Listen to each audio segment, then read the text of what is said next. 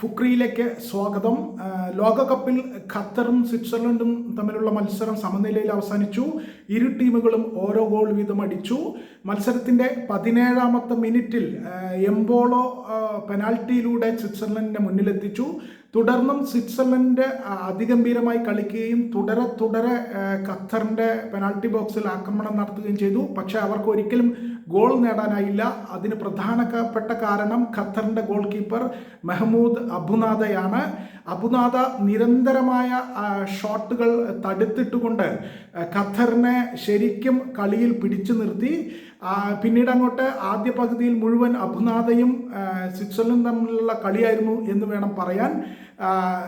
രണ്ടാമത്തെ പകുതിയിലും സ്വിറ്റ്സർലൻഡ് നന്നായി കളിച്ചെങ്കിലും ഖത്തറിനെ നിഷ്പ്രഭമാക്കിയെങ്കിലും അബുനാദയ്ക്ക് മുമ്പിൽ പിടിച്ചു നിൽക്കാനായില്ല. മെഹ്മൂദ് അബുനാദ യഥാർത്ഥത്തിൽ ഒരു ഹീറോ ആയി മാറുകയായിരുന്നു.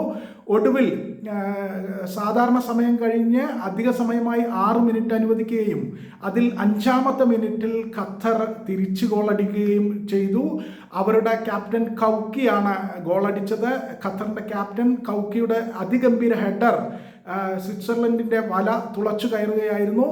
അത്രയും നേരം അബുനാദ ചെയ്ത രക്ഷാപ്രവർത്തനത്തിന് ഫലമുണ്ടായി എന്ന് വേണം പറയാൻ. ഖത്തറിൻ്റെ ഗോൾ കീപ്പർ മെഹ്മൂദ് അബുനാദയാണ് യഥാർത്ഥ ഹീറോ. അദ്ദേഹം നടത്തിയ രക്ഷാപ്രവർത്തനമാണ് ഖത്തറിനെ കളിയിൽ പിടിച്ചു നിർത്തുകയും അവസാനം സമനില ഗോൾ കണ്ടെത്തുന്നതിലേക്ക് വഴിതെളിച്ചതും. എന്തായാലും ഖത്തർ എല്ലാ അർത്ഥത്തിലും ആശ്വാസം അനുഭവിക്കുന്നുണ്ടായിരിക്കണം. ഇതിനിടയിൽ മലയാളികൾ ശ്രദ്ധിച്ച തഹസീൻ മുഹമ്മദ് ജംഷീദ് എന്ന മലയാളിയായ ഖത്തർ താരത്തിന് ഈ കളിയിൽ അവസരം ലഭിച്ചില്ല. അദ്ദേഹം ആദ്യ 11-ൽ ഉണ്ടായിരുന്നില്ല. എന്നാൽ പകരക്കാരനായിട്ടെങ്കിലും ഉണ്ടാകുമെന്ന് പ്രതീക്ഷിച്ചെങ്കിലും തഹസീന് പകരക്കാരനായും അവസരം കിട്ടിയില്ല.